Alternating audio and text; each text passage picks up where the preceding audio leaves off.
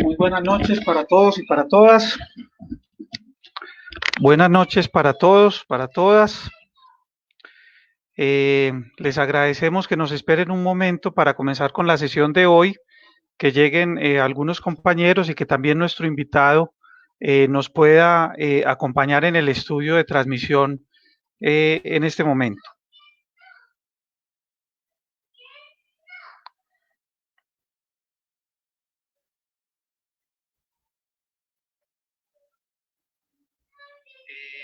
Les agradecemos que nos esperen un momento.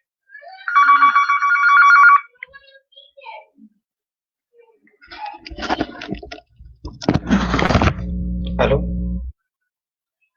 Ya le envié, Cano, el enlace.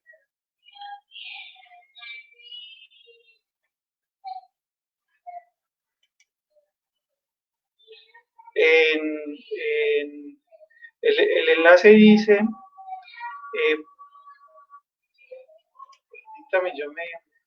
enlace para la sesión de la noche de hoy, sí. Pero todavía no aparece aquí adentro. ¿Qué será de pronto?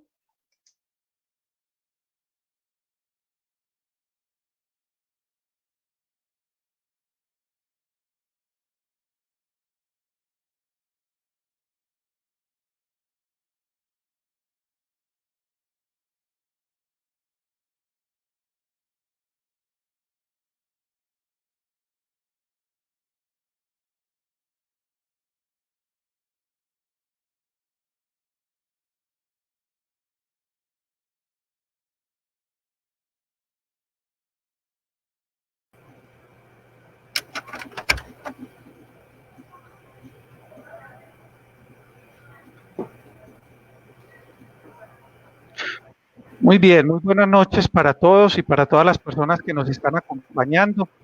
Una audiencia en esta noche formidable, diría yo, pues creo que hay 44 personas que nos están acompañando en esta noche. Les agradecemos por estar de nuevo conectados con Hablemos de Ciencia Política. Hoy tenemos un invitado muy especial que es el politólogo John Fernando Restrepo Tamayo. Él es profesor de la Universidad de Medellín y es también decano de la Facultad de Ciencias Sociales y Humanas, que es una facultad muy valiosa para la ciencia política porque pues ha creído en esta disciplina y tiene un programa muy reciente, incluso pues yo me atrevería a decir que ni tan reciente, ya lleva un buen número de años funcionando. De pronto es el más nuevo que tenemos en la ciudad y que yo me atrevería a decir, decano, John Fernando, que es un programa muy politológico porque tiene esa particularidad, es uno de los únicos programas que ha sido formulado, preparado, presentado principalmente por politólogos y politólogas. Las otras escuelas han nacido al interior de unas facultades que manejaban otras materias, ¿cierto? Entonces yo lo he caracterizado como muy politológico. Recuerden ustedes que en la sesión anterior de Hablemos de Ciencia Política habíamos manifestado que íbamos a contar con la presencia de John Fernando Restrepo para que John Fernando nos hablara sobre la teoría del Estado. Y esta conferencia, ya estamos llegando a 70 personas conectadas. Esta conferencia, pues la hemos titulado ¿Para qué el Estado?, ¿cierto? Bueno, con John Fernando hemos acordado una metodología. La propuesta es que inicialmente él haga una presentación durante algunos minutos y que posteriormente podamos entonces entrar en un conversatorio sobre un tema que es bastante polémico, ¿cierto? El tema del Estado siempre será muy polémico y pues ya tendremos tiempo seguramente de tomar postura frente a él. Entonces, John Fernando, muchas gracias por su presencia. Este es un espaldarazo fuerte porque usted es un hombre muy representativo para la ciencia política en Medellín. Es un espaldarazo muy fuerte, hablemos de ciencia política. y lo hemos visto en las redes sociales, la invitación ha tenido una acogida muy importante.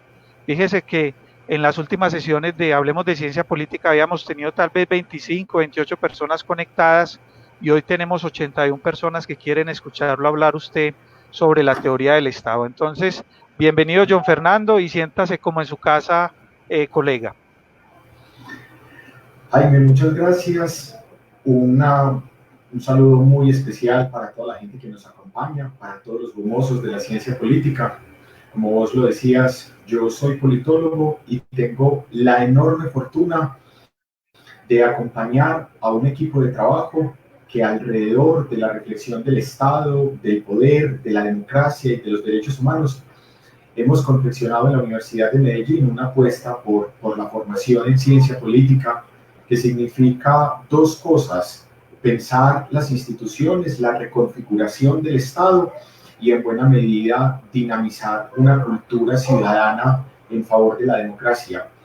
Es probable que quien me haya escuchado en un salón de clase pueda sentir que se repiten muchos de estos elementos, pero digamos que para agotar en este primer momento una definición de Estado, yo les propongo cuatro puntos generales, 4 puntos, y lo primero sería responder a la pregunta, tal como aparece ahí sobre los temas: ¿qué es el Estado?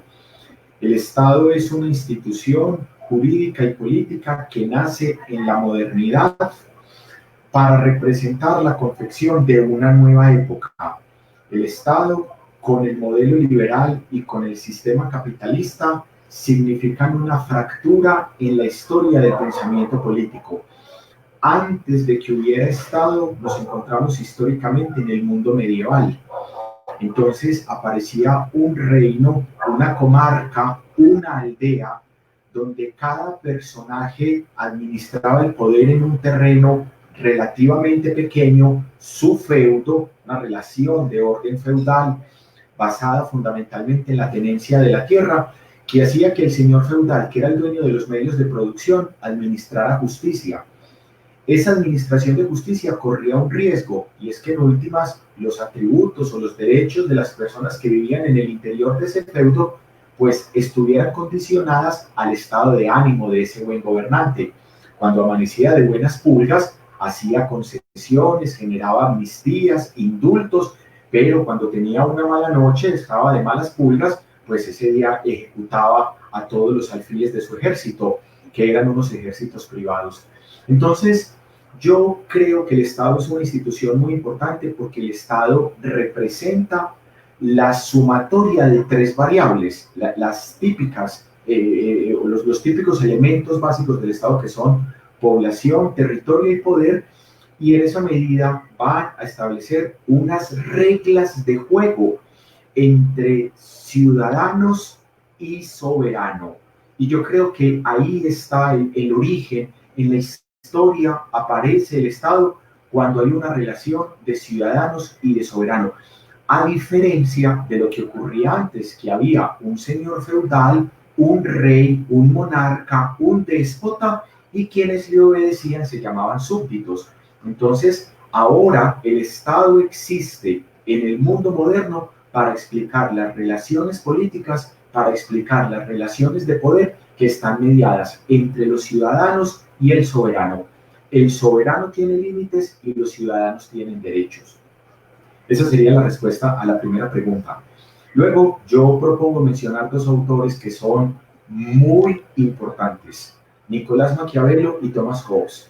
Maquiavelo escribe El Príncipe, y con Maquiavelo se utiliza por primera vez el concepto de Estado para representar un esfuerzo político de la unificación de comunidades políticas: Florencia, Milán, Nápoles, Nápoli, Torino, Córcega, que son ciudades aledañas, ciudades-estado, y Maquiavelo propone la confección, la unidad alrededor de una figura llamada príncipe que se va a encargar de dar seguridad.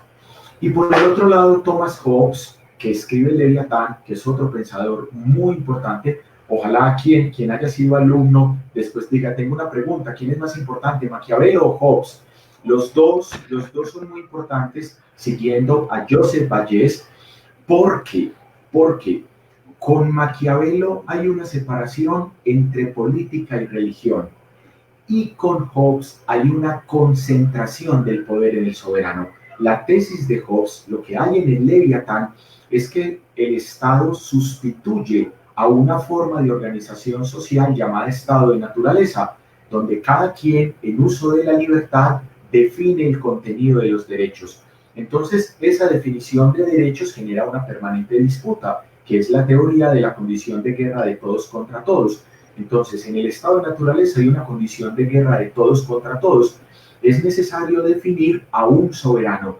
Y cuando está definido el soberano, es que aparece el Estado según Hobbes. Son dos autores a quien le guste la ciencia política. Esta es una invitación para muchos estudiosos del derecho público, pero si hay dos textos emblemáticos para pensar el Estado, son El Príncipe y El Leviatán de Thomas Hobbes.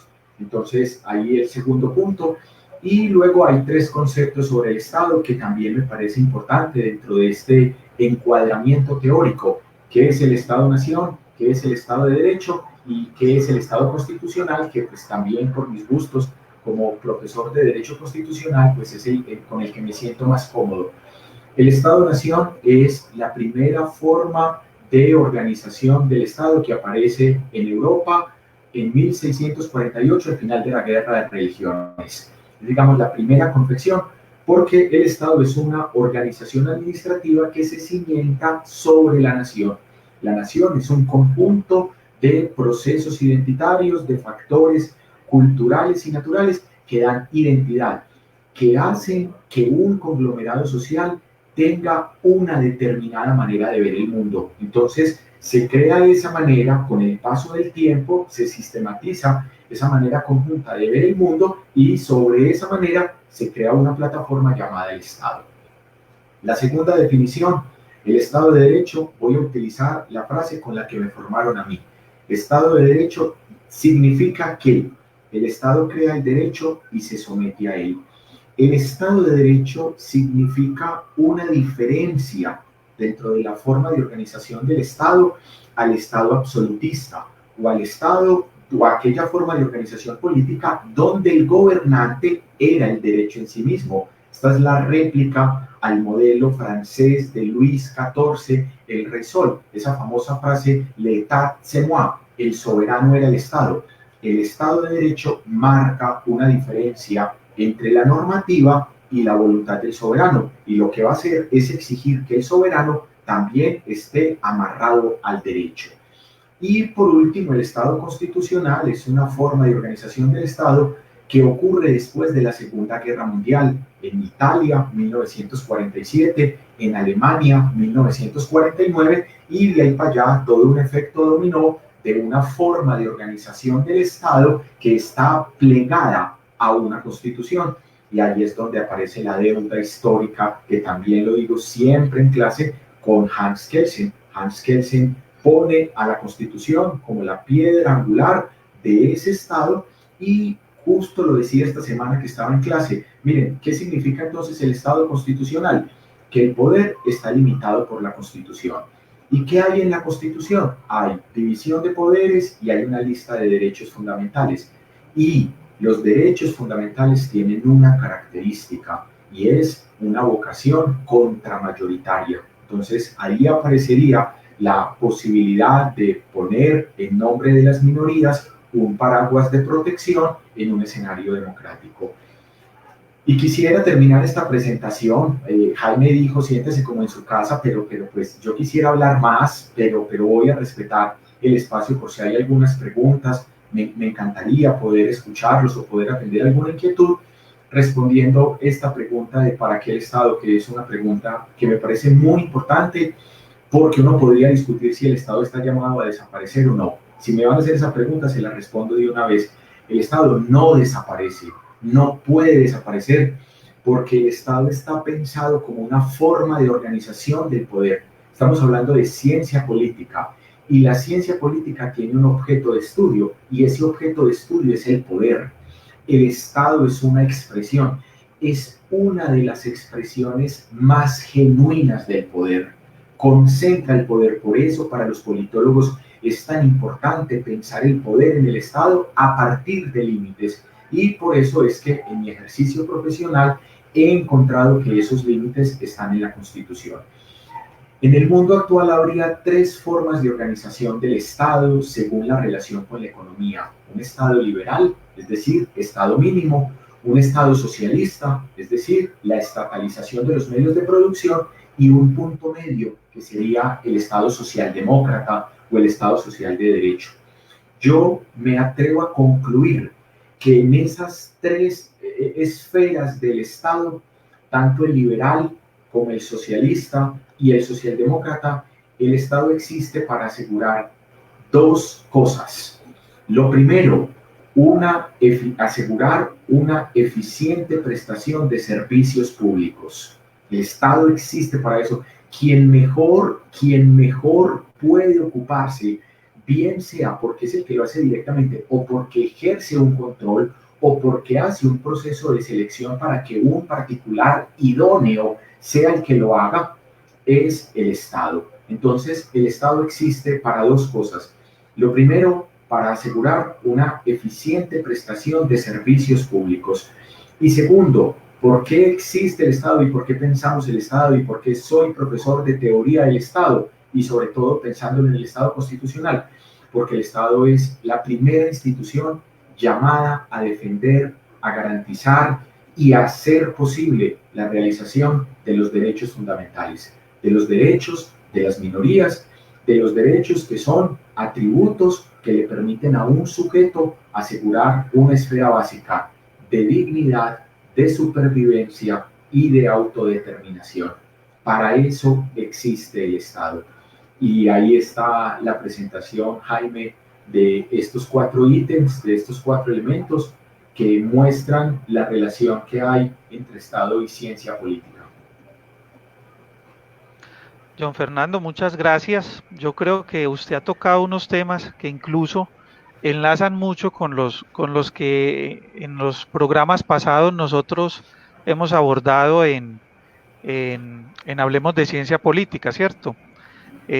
Nosotros planteamos en la sesión anterior, por ejemplo, un desarrollo sobre el objeto de la ciencia política, cómo se ha venido pasando y cómo en algún momento la ciencia política pensó que estaba destinada simplemente a describir el comportamiento del Estado y cómo luego también el sistema político ha venido ganando espacio como un objeto válido de la ciencia política. Usted ha planteado el objeto centralmente como el poder.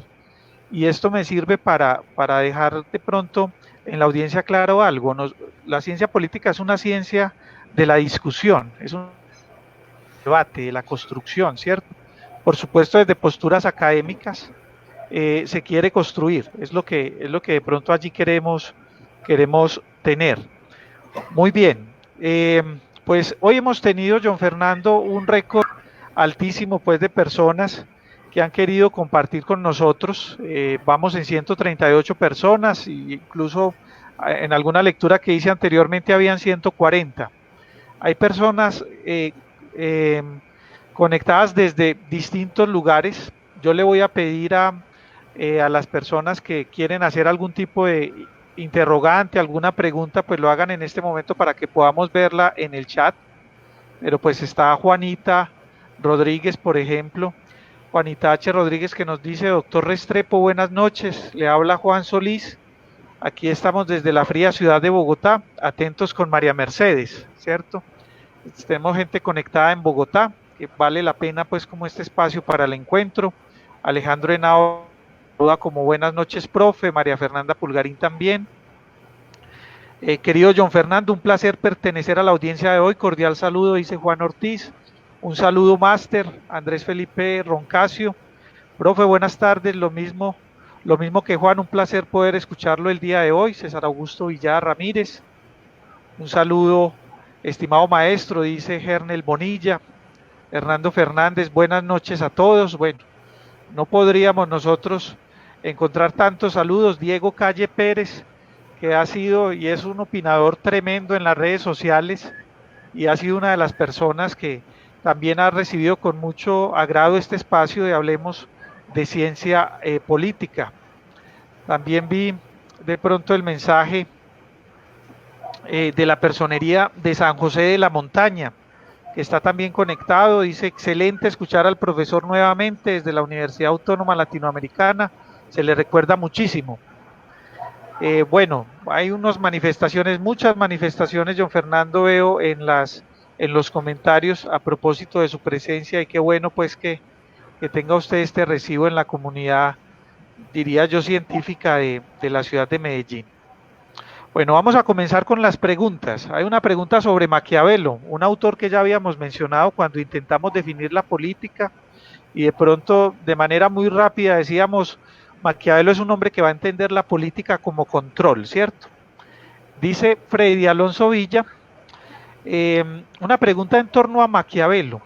¿Por qué el otro libro de Maquiavelo, Discurso sobre la primera década de Tito Livio, no se relaciona como referente de lo político y del Estado, reduciendo la obra de Maquiavelo al Príncipe? ¿Por qué estamos tan centrados, John Fernando, de pronto en el Príncipe cuando hablamos sobre Maquiavelo? Qué maravilla, qué maravilla. Muy buena pregunta. A quien hace esa pregunta y a todos, pues, que te has permitido leer algunos saludos, a todos los que nos acompañan, que tenemos un elemento común o varios elementos comunes: el cariño por la ciencia política, por las instituciones del derecho público. Y yo también comparto esa tesis de que la ciencia política es una posibilidad de debate, que tenemos la posibilidad de pensar distinto, de tener interpretaciones distintas, pero sin tener que eliminarnos y sin tener que usar la violencia para imponer un argumento sobre otro, que es la forma en la que yo creo que la sociedad puede valerse de la ciencia política en una historia donde nos han enseñado que aquí hay que eliminar al otro para poder una verdad. Entonces, bienvenido el debate y saludos a todos, un cariño enorme. Me encanta utilizar este programa como una excusa para enviarles un afectuoso saludo y expresarles todo mi cariño desde el salón de clase y desde la reflexión política. La pregunta creo que era de apellido Villa, creo, sobre Maquiavelo. Sí, de Freddy Alonso Villa. Freddy, muy acertada su pregunta, muy acertada, muy fina. De hecho, si uno lo va a mirar desde el punto de vista constitucional, Maquiavelo es mucho más constitucionalista en Ensayo sobre la primera década de Tito Livio, porque propone un elemento básico de la estructura del Estado, que es la separación de poderes, la defensa del modelo republicano. Tiene toda la razón, pero estamos obnubilados con el Príncipe. Tienes toda la razón. Debe pensarse a Maquiavelo en conjunto. De hecho, Maquiavelo tiene unos escritos sobre constitucionalismo, que es un texto que no es tan conocido, pero yo quisiera señalar que Maquiavelo merece un lugar en la historia de la ciencia política, en el Príncipe, o gracias al Príncipe, porque Maquiavelo ahí funda una manera de pensar el funcionamiento del Estado, que es el realismo político. Entonces yo te diría, o en defensa de esa presentación, dándote la razón, a Maquiavelo habría que mirarlo en conjunto, pero el Príncipe es muy importante porque en el Príncipe Maquiavelo instala varios elementos importantes. Primero, el realismo político. En cambio, en el Ensayo sobre la primera década de Tito Livio, la estructura tripartita del poder, eso viene desde Locke, eso viene desde Montesquieu, entonces no habría, digamos que ya estaba, digamos, una muy buena base en la filosofía política moderna. Desde Cicerón también podría hablarse de una separación de poderes. Pero en el Príncipe está el realismo político. En el Príncipe aparece por primera vez la nominación o el concepto de Estado, como bien lo referencia Bobbio en su obra sobre Estado, Gobierno y Sociedad. Y creo que también hay otro elemento importante sobre la concepción del Estado en la teoría de Maquiavelo, y es cuando él define el asunto de qué es lo importante para el Estado, cuál es el fin del Estado. Y esa pregunta creo que solo aparece en el Príncipe y tiene que ver con la concentración de poder. El Estado logra estabilidad cuando el es debidamente obedecido.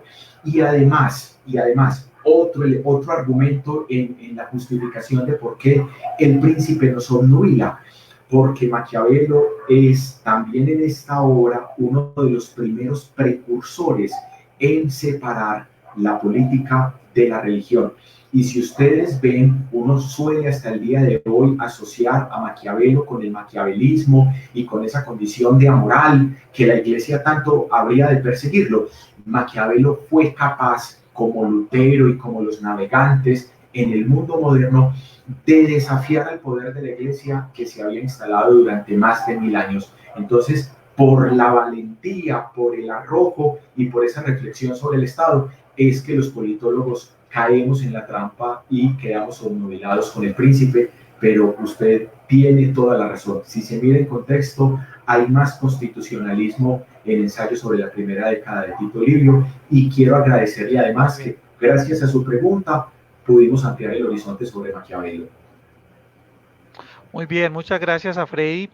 Hay también una pregunta, eh, está también Alex Pulgarín, aprovecho para saludarlo, defensor de derechos humanos. Muchas gracias, Alex, por estar aquí con nosotros. Hay una pregunta de Daniel Fernando Bolívar Echeverry, bien interesante, sobre el Estado colombiano. Él dice, el Estado colombiano es muy paternalista. ¿Debe o no ser así? Yo diría, John Fernando, ¿usted cree que el Estado colombiano es paternalista? ¿Estamos de acuerdo con la afirmación de Daniel y cómo contestarías a Daniel? Ay, ay, ay. No, ojalá lo fuera. Ojalá lo fuera, ojalá lo fuera. Lo que pasa es que ahí obedecemos a un debate muy grande entre la función del Estado social de derecho, el asistencialismo del Estado.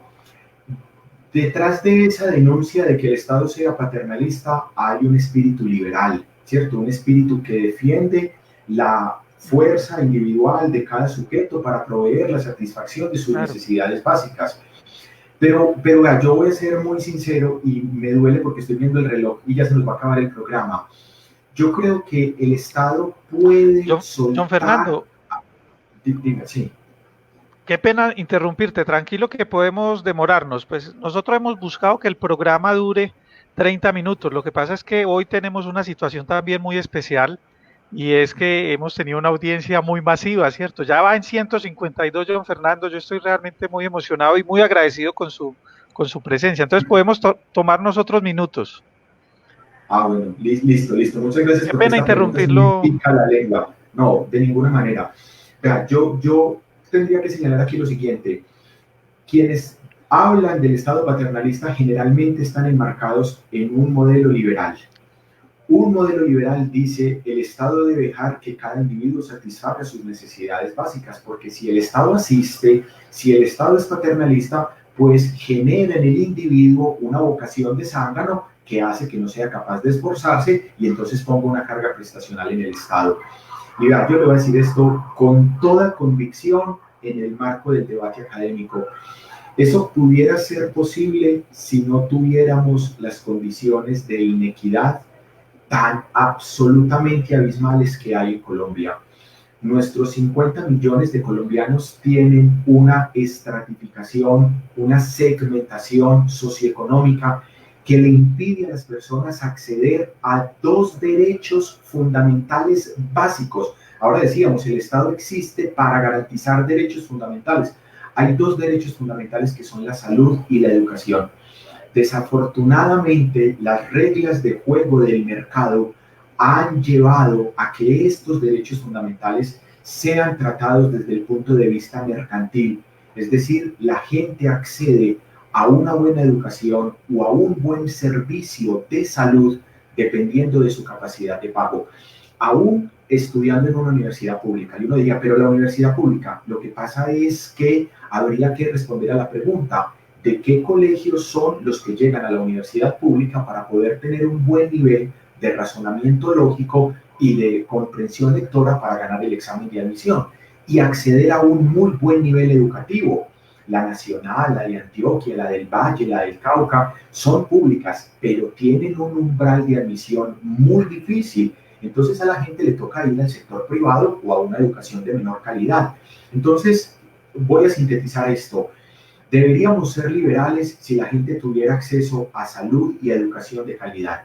pero no las tiene. Entonces es necesario que el Estado intervenga, que a veces, como lo dicen los neoliberales, se pase de paternalista, pero es porque es coherente con el Estado que está amarrado a una constitución que declara, por lo menos en el papel, y eso es lo que hacemos nosotros, sostener al Estado social de derecho, intervenir en la economía y ser a veces paternalista para poder reducir la brecha de la inequidad. Porque estas 152 personas que hoy estamos congregados acá, formamos parte de un grupo privilegiado, de un grupo selecto, quienes a través de posgrados o de educación superior hemos tenido acceso a bibliografía, a cursos, a seminarios, a un plan de datos y a un sistema de conectividad a Internet que les permite que podamos tener esto sin ningún trauma.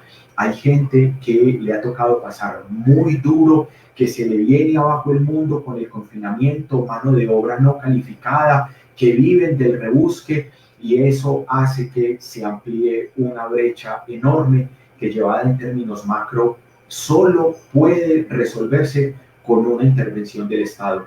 Yo no quiero creer que sea absoluta la intervención del Estado, porque eso nos llevaría a la orilla del socialismo, pero el Estado sí tendría que garantizar unas condiciones mínimas reales para evitar que esa brecha de la inequidad genere unas condiciones de exclusión y de violencia que terminan siendo un círculo vicioso en una sociedad inequitativa o en una sociedad que termina dejándose seducir por el narcotráfico y la guerra y la corrupción. Muy bien, ahí hemos tenido oportunidad de escuchar con el profesor John Fernando una mirada bien interesante sobre el liberalismo, ¿cierto? El liberalismo como ideología, ¿qué piensa sobre el Estado? Y también el socialismo como ideología, ¿cómo propone el Estado? Y estas son, yo creo, John Fernando, dos ideologías que de pronto sumándoles el anarquismo son las ideologías que sospechan del Estado, ¿cierto? Porque finalmente los socialistas, aunque montaron un Estado mayor, en la práctica fue una ideología profundamente estatal, digámoslo así, nacieron con una sospecha muy fuerte sobre el Estado, ¿cierto? El Estado era un aparato al servicio de la clase dominante al que tenía que buscarse un relevo en la sociedad para poder, digamos, progresar y para poder tener unos cambios sociales. Muy interesante porque pues, nos abre caminos inclusive para seguir ampliando el tema de Hablemos de Ciencia Política y nos lleva a soñar con algún día poder hablar con mucha claridad sobre ideologías políticas, que es un tema recurrente para los politólogos y otras disciplinas, para los sociólogos también, los historiadores. Está también con nosotros el profesor Wilson Quintero.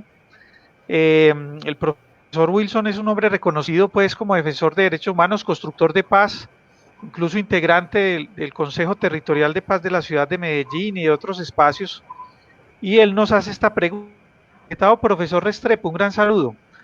¿Cómo ve desde el punto de vista constitucional la falta de consulta al Senado sobre el ingreso de tropas militares extranjeras, como es el caso de las estadounidenses en este momento?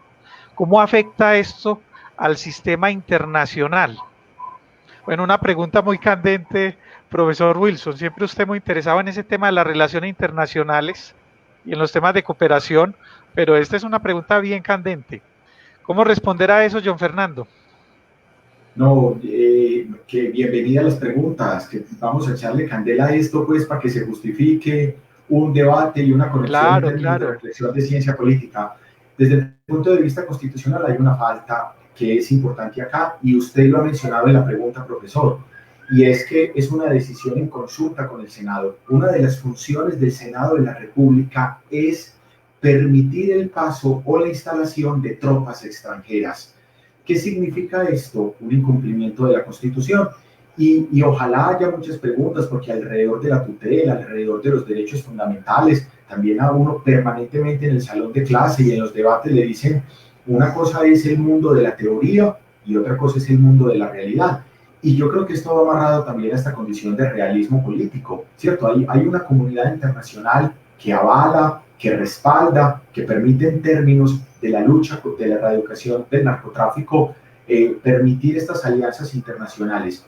Pero sin lugar a dudas, representa un asalto a la buena fe de los principios constitucionales por saltarse ese permiso previo que tendría que dar el Senado. Entonces sí es pertinente, el encuadramiento de la pregunta y en esa misma línea la interpreto. Muy bien, nos acompaña también Sergio Cardona, quien dice, el Estado Social de Derecho tiene un mal hijo, el garantismo. Este trae consigo, es dañino, el cáncer de la corrupción, ¿cierto? Es el planteamiento de Sergio. ¿Cómo ve de pronto allí John Fernando esa afirmación? Lo que pasa es que se interrumpió el sonido, pero creería que la pregunta es, ¿el Estado Social de Derecho tiene un mal hijo? Sí, sí, el Sí, garantismo el es la oveja garantismo, negra del Estado Social de Derecho. Así sí, estaba la más pregunta. es Sí, una no, no, no, de afirmación, ninguna manera. es una Sí, postura de perfecto, Sergio. no, de ninguna manera, Sergio, de ninguna manera. El garantismo es el hijo aventajado, el garantismo es el hijo de mostrar, el garantismo es el hijo juicioso que tiene un Estado social de derecho. Nosotros entendemos que los derechos fundamentales y los principios constitucionales se interpretan en términos de garantismo. El garantismo no es otra cosa sino la estricta sujeción al debido proceso. Lo que pasa es que se malinterpreta en una sociedad de morbo que quiere sangre y que quiere venganza. El garantismo es un presupuesto importante y aquí quisiera referenciar a un autor que me encanta y que lleva mucho tiempo pensando la relación que hay entre democracia y Estado social de derecho o Estado constitucional a partir del garantismo, que es nada más y nada menos que Luigi Ferrajoli. Tiene muchos textos, Principia Iuris, Democracia y Garantismo, y los derechos fundamentales, la ley del más débil. La tesis es que efectivamente a través del garantismo logre racionalizarse el ejercicio del poder en un escenario democrático. Yo estoy en una orilla totalmente distinto, defiendo el garantismo y les voy a decir una cosa pues antes de que se nos acabe el programa para yo irme tranquilo, tranquilo ya. El garantismo es el único bastión que le queda al constitucionalismo, entendiendo los derechos fundamentales como la ley del más débil, como el único argumento que podría utilizarse para que en el Senado, en la plenaria del Senado, no se avale el último debate que le queda haciendo falta al acto legislativo que intenta poner la cadena perpetua para los agresores sexuales en Colombia. Si se instala la cadena perpetua en Colombia, perdemos como democracia, perdemos como Estado constitucional, perdemos en la comprensión de los derechos fundamentales. No se puede utilizar una política punitiva para mandar un mensaje a terceros. Eso desvirtúa necesariamente el modelo del constitucionalismo. Lo que pasa es que estoy hablando desde una orilla eminentemente académica y eminentemente teórica, porque por fuera hay una avalancha de intereses que están a punto, como decía la abuela, tanto va el cántaro al agua que termina rompiéndolo. Que al final se Yo rompe. creo, y con esto ya y sí, y desconectémonos pues, o mentiras, esperemos a ver qué dice la crítica, pero yo creo que en esta comprensión de los derechos fundamentales, el sacrificio en el marco del debido proceso a un agresor sexual está a punto de eliminarse, y al eliminarse esa garantía estamos desvertebrando al Estado constitucional.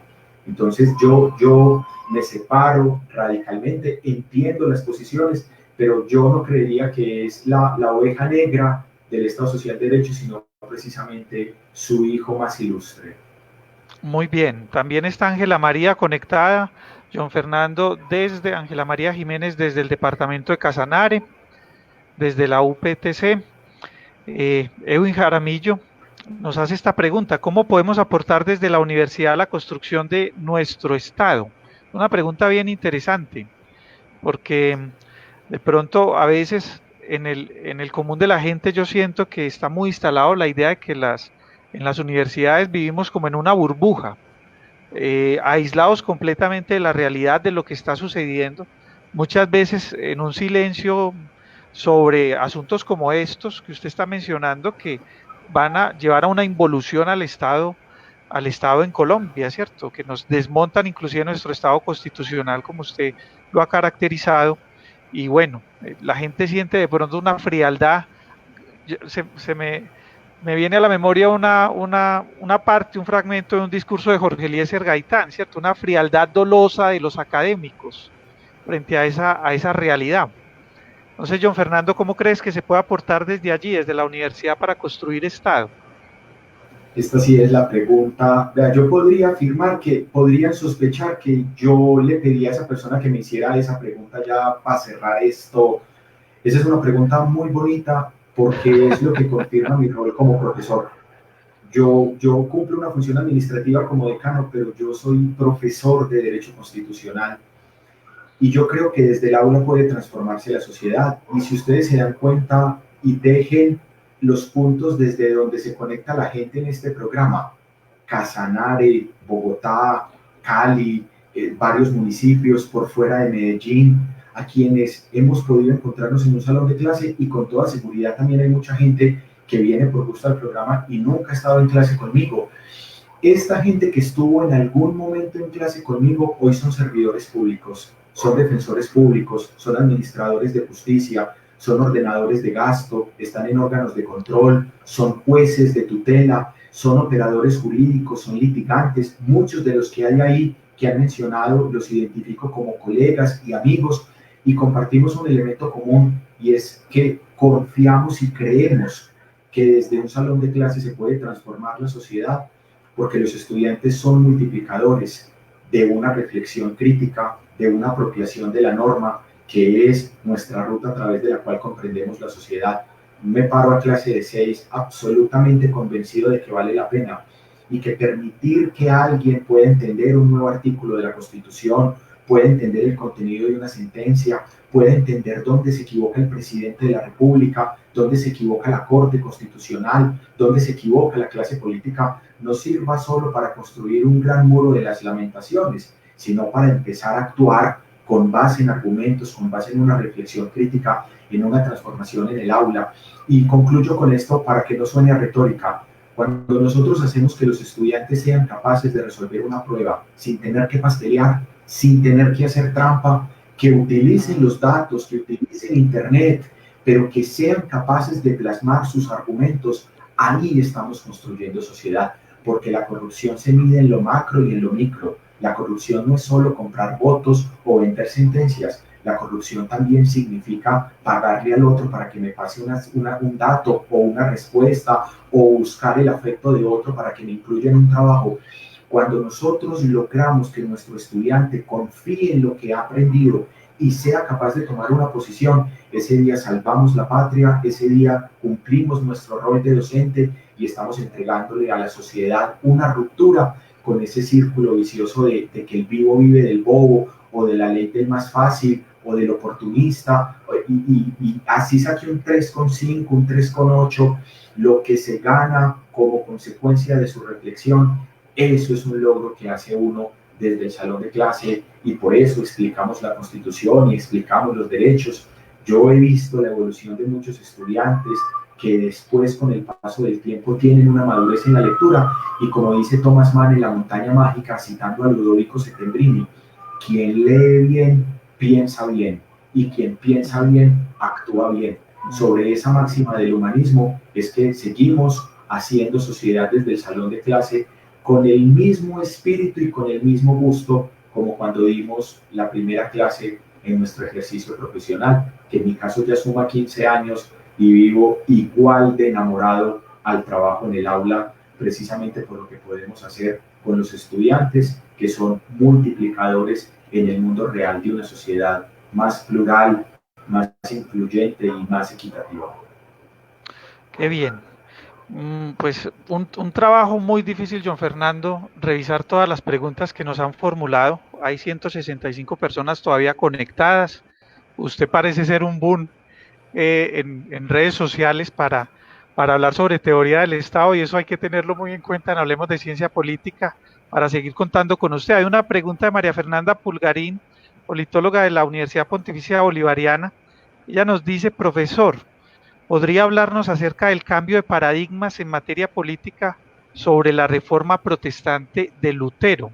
¿Qué tan importante fue ese acontecimiento? Usted de pronto lo mencionó cuando hablaba de Maquiavelo, ¿cierto? Hablaba también de Lutero y de los navegantes, como esos grandes actores que disputan a la iglesia un poder que pues tenía en el mundo medieval un poder desmedido, una concentración del poder altísima, ¿cierto?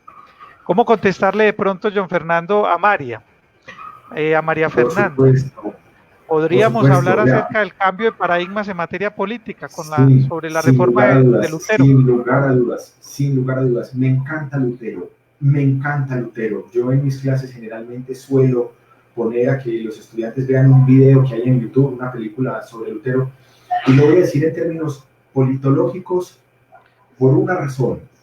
Y es que cuando Lutero redacta las 95 tesis que cuelga en la Catedral de Wittenberg y cuestiona el ejercicio del Papa León X con las indulgencias, Lutero exige que el fundamento papal esté en las Sagradas Escrituras. Y él se da cuenta que la autoridad que reclama el Papa no tiene fundamento en las Sagradas Escrituras. Lutero era biblista, Lutero era doctor en teología, y los delegados del Papa intentan tener una discusión con Lutero y pierden. Lutero los arrasa.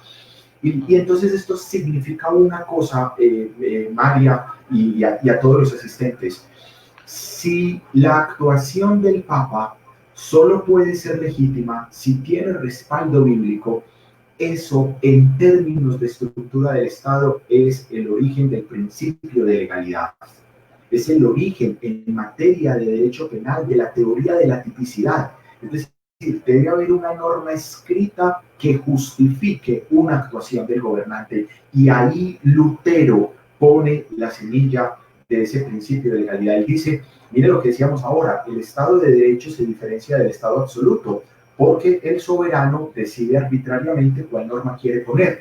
En el Estado de Derecho le vamos a decir, usted tiene que hacer lo que la norma establezca. Esa norma ya no va a estar en la Sagrada Escritura, sino que va a estar en un código o en la Constitución.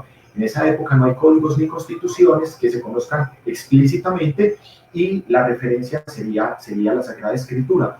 Lutero, cuando el Papa dice que él tiene el poder para sacar a las ánimas del infierno o del purgatorio y que se exentan de ellos a quienes paguen el diezmo, Lutero dice, eso no está en las Sagradas Escrituras. Jesús nunca permitió que Pedro tuviera ese poder. Eso, para mí, desde que explico historia de las ideas políticas y teoría del Estado, en la línea de Lutero significa el principio de legalidad. Muy bien, hay un tema también. Sebastián nos dice, profe, una duda grande. Algunos plantean la muerte del Estado por la globalización y la internacionalización del derecho. ¿Es posible esto conectarlo con una intervención que se hacía sobre el Estado? No, Cuando decían, hombre, el Estado no cumple con sus fines, no cumple con sus objetivos, y usted planteaba esa muerte, ¿cierto? Que esa muerte como imposible, ¿cierto? Esa muerte como algo que no va a suceder. Pero muy interesante volver sobre el tema, y me sirve, John Fernando, antes de que usted le dé respuesta a Sebastián, para informarles que en Hablemos de Ciencia Política el próximo miércoles vamos a tener como invitado al profesor Pedro Piedrahita, también profesor de la Universidad de Medellín, que nos va a acompañar hablando sobre el campo de las relaciones internacionales. Los politólogos y las politólogas tenemos una especial afición por estudiar qué pasa con las relaciones entre los estados, y hay un campo de la disciplina que es las relaciones internacionales, y bueno, él nos va a entregar una información básica que nos permite como también tener un grado de comprensión sobre qué está pasando con el sistema político internacional. Entonces, ¿qué responderle de pronto a Sebastián Hurtado, profesor John Fernando? bueno, Sebastián, un abrazo grande, pues, porque lo conozco y es mi amigo. No, yo ahorita lo decía en la intervención, el Estado no muere, el Estado no desaparece y no puede desaparecer. El Estado se matiza, el Estado se transforma, pero esa función esencial del Estado, la prestación de servicios públicos y la salvaguarda de derechos fundamentales, siempre será un atributo que justifica la existencia del Estado. Y se lo voy a poner con un ejemplo importante en este momento, y es, miren lo que está haciendo Gran Bretaña o Inglaterra al salir de la Unión Europea. Está recuperando el Estado. Es una recuperación del Estado en términos de concentración de recursos. Entonces, yo tengo una lectura distinta, no soy internacionalista, Los invito el próximo miércoles porque el profesor Pedro Piedrahita es un crack. El profesor Pedro Piedrahita es compañero, es amigo mío, es profesor en la Facultad de Ciencias Sociales y Humanas, es el dueño del área de Relaciones Internacionales y es quien mejor puede explicar. Si él dice que se va a acabar el Estado, créanle a él que él es el crack. Pero yo tengo una interpretación distinta. Yo sigo siendo un soñador y por eso soy constitucionalista. Yo inclusive a Pedro le sugerí que nos acompañara en dos programas, este de Relaciones Internacionales como para sentar unas bases y también que habláramos sobre geopolítica, que hoy es pues un tema fundamental, ¿cierto? Hoy me imagino yo que pues la comprensión de las tensiones que estamos viviendo a nivel internacional no podría mirarse solamente desde la ciencia política, sino desde disciplinas inclusive amigas como la geopolítica. Muy bien, Marisela nos dice cordial saludo, qué bueno el uso de estas tecnologías para escuchar al doctor John Fernando. Desde San Roque estamos conectados. Aquí hay una pregunta de Juan David también, ya pues abusando de la confianza de John Fernando. Profesor, buenas noches, quisiera preguntar, en estos tiempos de pandemia, ¿es el mejor momento en los últimos tiempos para la legitimación y fortalecimiento del Estado? Esta es una oportunidad para que el Estado gane un poco de legitimidad. La realidad es que nosotros en el año pasado lo que vimos en nuestra sociedad, por lo menos desde el mes de noviembre, es que la ciudadanía estaba bastante inconforme con el Estado y con los gobiernos, ¿cierto? Encontramos una pérdida muy fuerte de legitimidad del gobernante de turno y también, por supuesto, de esa figura que él representa dentro del Estado.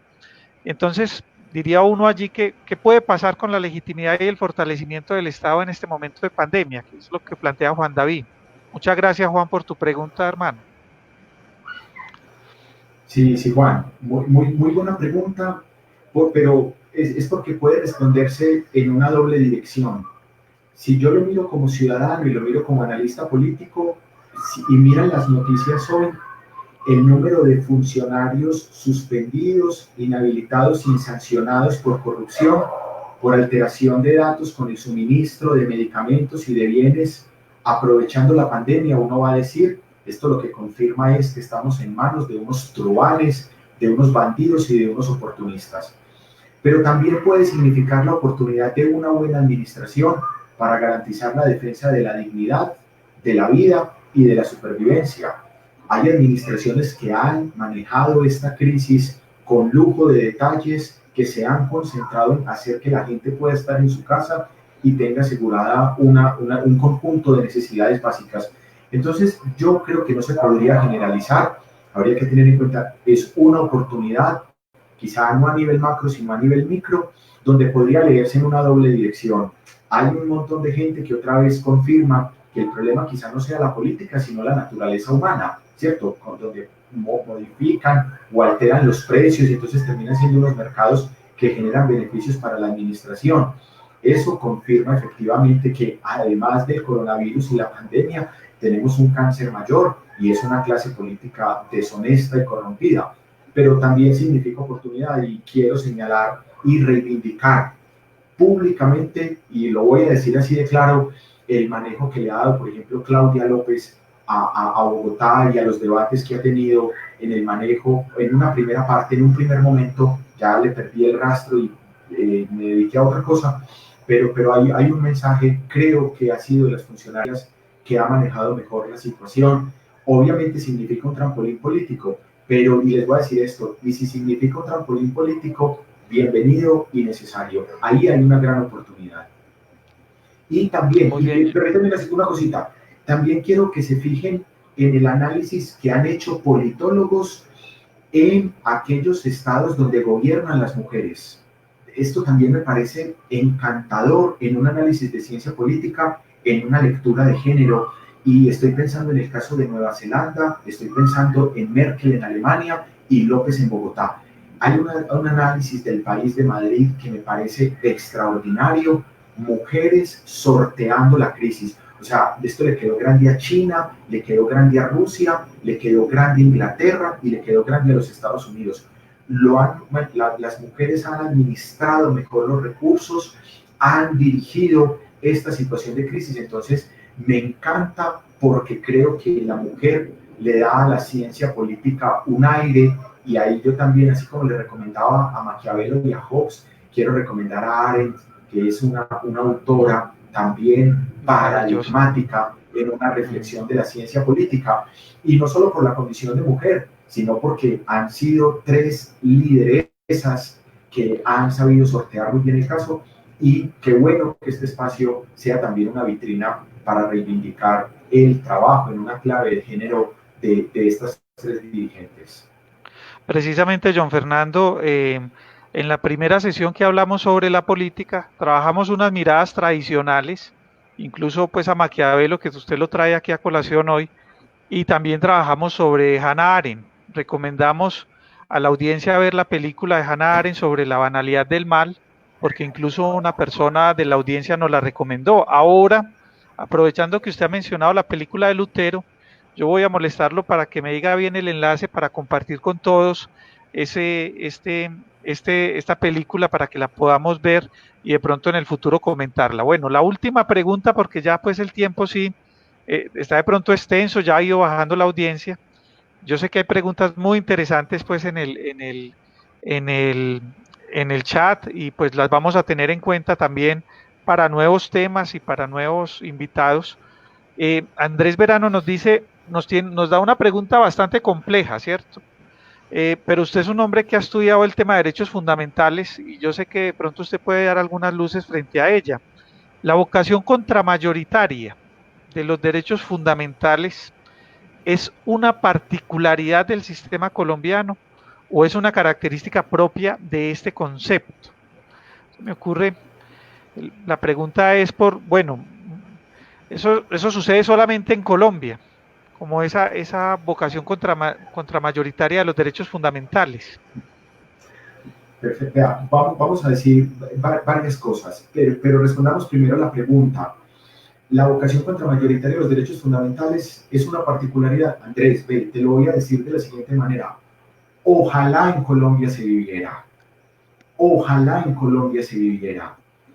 Es muy difícil, es decir, es una conquista. Hay minorías que han logrado reivindicar, y quiero señalar, por ejemplo, esta vocación contramayoritaria de los derechos fundamentales ha tenido lugar en la reivindicación de los derechos que han logrado en sede judicial la comunidad LGBTI. Ahí hay un gran logro. Gracias a la Corte Constitucional esto se da, que no es solo del caso colombiano, no es solo el caso colombiano. Ferrajoli es el que propone esa condición contramayoritaria de los derechos fundamentales. Lo que pasa es que esto se mueve en una balanza. A veces ganan las mayorías, a veces las minorías. Es decir, los constitucionalistas celebramos los triunfos cuando estas minorías logran reivindicación de derechos, los desplazados, la declaratoria de estado de cosas de inconstitucionalidad con la población carcelaria. Ahora es muy probable que constitucionalmente se prohíban las corridas de toros para proteger a otra minoría en un desarrollo constitucional que tendría que ver en la salvaguarda de la vida del toro, pero habría otra minoría que serían los agresores sexuales, y si lo miras, digamos, está a punto de anularse esa protección.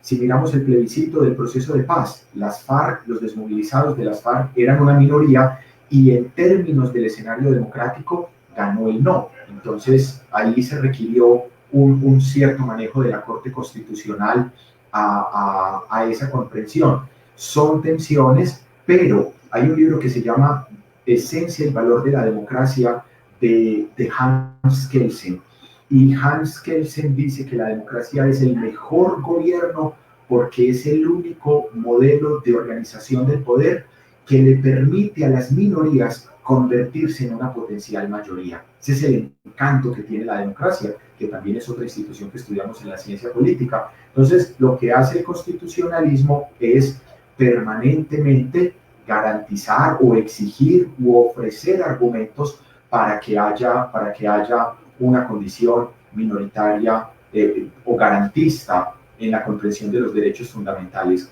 Y Jaime, yo le voy a compartir una cosa para que usted utiliza redes. Yo no utilizo redes sociales. No, si tuviera que entrar por Facebook, me hubiera quedado sin el programa porque no tengo cuenta en Facebook, ni en Instagram, ni nada. Yo Pero sé que es a así. nuestra audiencia, Jaime, le propongo una cosa. Mañana a primera hora le voy a compartir unos PDF de la obra de Hannah Arendt para que usted la cuelgue en la Excelente, página del programa y se excelente. la y todos lo compartan. Tengo 4 o 5 textos en PDF de Hannah Arendt a manera de regalo. Quiero compartirlo con ustedes para que se acerquen a esta autora maravillosa y al que le guste y al que le interese, con el mayor de los gustos. Quien tenga mi correo también me puede escribir y pedir bibliografía y lo hago con el mayor de los gustos. Muchas Y gracias, bueno, John pues Fernando, visita la página. porque compartimos un fragmentico de qué es política. Compartimos un fragmentico de este trabajo de Hannah Arendt, pero si tenemos un material que podamos compartir más amplio, pues es de gran valor, me parece a mí, a propósito de este tema de reivindicar también el papel que ha tenido la mujer en la ciencia política. Y es un llamado de atención incluso para Hablemos de Ciencia Política, para que muy prontamente, yo diría, tiene que ser imperativo después de Pedro, tener aquí una compañera politóloga de Medellín que nos esté también compartiendo o de otra ciudad. De hecho, hay algunas que se han venido conectando, hablemos de ciencia política, hablándonos sobre un tema central de la disciplina. Bueno, hay muchos mensajes, yo he tratado de irlos colocando. Acá nos preguntan, por ejemplo, si usted cómo interpretaría a Hobbes, realista o liberal. Algunos también preguntan si podemos entender, dice María Fernanda Pulgarina, Hobbes como el padre del liberalismo. Bueno, tendremos entonces No, que discutir sobre el tema. No sé de pronto que una respuesta rápida, John Fernando, para cerrar ya el programa. por supuesto, por supuesto. Vea, y quiero invitarlos a que revisen un texto que nos acaban de publicar hace un par de meses, donde defendemos la tesis de que Hobbes es liberal, no el padre del liberalismo.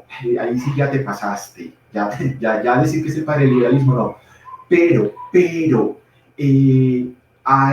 hay visos del liberalismo en la teoría de Hobbes bien importantes. Hobbes puede ser liberal y les voy a decir una cosa así de simple. ¿Por qué se puede afirmar que sea liberal? Porque el liberalismo es una ideología política que acepta que el poder tiene límites y Hobbes le fija límites al soberano. Ahí hay una relación con el modelo liberal. Ok, perfecto. Perfecto. Bueno, ya tenemos una hora de transmisión. Sabemos también que el profesor John Fernando pues está ya en su momento de descanso. Le agradecemos mucho, profesor John Fernando, decano, por estar acá. Como le decía al principio, un gran espaldarazo. Yo pues lo que le propongo a la audiencia es que este chat en el que hay preguntas tan valiosas no lo perdamos de vista. Me parece que podríamos utilizarlo como un derrotero para seguir dialogando en Hablemos de Ciencia Política. De pronto pues hoy abordar el número de preguntas que tenemos es muy complicado, pero sí lo podemos utilizar como derrotero. Hay preguntas muy interesantes, hay posturas interesantes. Y no, pues agradecerle a John Fernando y agradecerle a la audiencia su participación el día de hoy. La página de Hablemos de Ciencia Política en Facebook ha crecido, yo creo que mucho. Ya tenemos un poco más de 460 o tal vez más personas que nos están siguiendo. Y hoy con la presencia de John Fernando hemos mejorado mucho la audiencia. Tenemos a esta hora 135 personas conectadas y es un número pues realmente muy valioso, ¿cierto? Es muy poderoso. Recuerden que este espacio está abierto, es un espacio en construcción. La idea es que quienes estudiamos ciencia política, nos gustan estos temas, podamos compartir con las demás personas elementos centrales de la disciplina. Nos interesa crear cultura política, nos interesa que más gente en Medellín y en Colombia, en el mundo, porque esto finalmente puede verlo cualquier persona en el mundo, hable sobre política sin ningún temor, que no se nieguen el derecho a hablar de política, a involucrarse, a participar. Y la ciencia política tiene unas bases que nos pueden ayudar, ¿cierto? Que nos pueden ayudar sin pretender pues que sea la panacea de la respuesta, ¿cierto? Porque incluso un compañero politólogo me enviaba un texto que hablaba sobre la muerte de la ciencia política de Cancino. Entonces, hay mucho pues como por discutir. John Fernando, muchas gracias por estar aquí con nosotros esta noche. Muchas gracias a todas las personas que se han conectado. Les ofrezco disculpas porque no podemos leer todas las intervenciones y todas las preguntas, pero sí podemos ofrecer que sea un derrotero para que en el futuro volvamos sobre esas preguntas que ustedes han formulado con tanto interés al profesor John Fernando, al decano pues de la Facultad de Ciencias Sociales y Humanas de la Universidad de Medellín. Muchas gracias, John Fernando. Eh, Despedirnos, lo único que nos queda el día de hoy. Muchas gracias por tu acompañamiento esta noche. De ninguna manera, Jaime, con todo cariño, con todo gusto y a toda la audiencia, a todos los interlocutores, un abrazo muy especial, un saludo también pues a cuidarse bastante en este confinamiento, a cuidar a sus familias y aprovechar el tiempo para leer y para seguir trabajando en esta construcción de una sociedad más equitativa. Muchas gracias por el espacio, hombre, y muchas gracias por la invitación y auguro muchos éxitos y mucha audiencia en los programas que siguen, que es una apuesta que vale la pena. Me sentí muy satisfecho y muy agradecido de compartir este rato. A todos una buena noche Qué y bueno, muchas gracias. qué bueno, John Fernando. Entonces, muchas gracias para todos, para todas. Esperamos volverlo a tener aquí, John Fernando, con otro tema central de la ciencia política. Bueno, muchos éxitos para todos. Que pasen una feliz noche. Muchas gracias. Hasta luego. Nos vemos en el próximo miércoles para hablar sobre relaciones internacionales con Pedro Piedrahíta, un campo muy dinámico de la ciencia política y donde tenemos mucha oportunidad nosotros de conversar también seguramente. Hasta luego. Feliz noche.